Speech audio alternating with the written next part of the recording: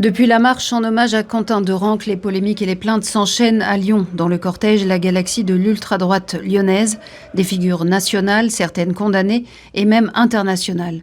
Des gestes et des propos problématiques, saluts nazis, insultes racistes et homophobes. La préfecture du Rhône a saisi la justice. Les parents du jeune homme eux-mêmes, par la voix de leur avocat, ont déploré lundi les débordements et la récupération politique qui a été faite de cet hommage.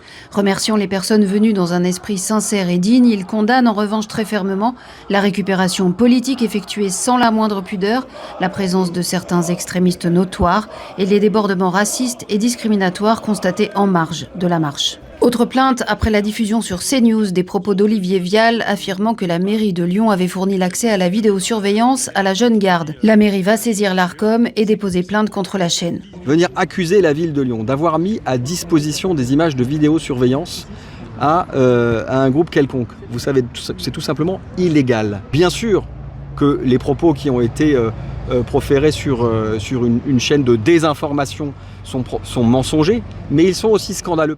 En début de mandat, on a collecté des informations auprès de celles et ceux qui avaient des choses à nous dire sur l'ultra-droite, parce que notre priorité, et ça l'est toujours d'ailleurs, était de mettre un terme aux actions violentes de l'ultra-droite. Voilà.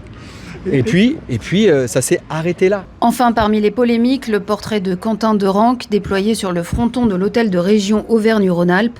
Le candidat Aulas à la mairie de Lyon avait déjà créé la polémique après la mort du militant identitaire en demandant à Grégory Doucet d'en faire de même sur l'hôtel de ville.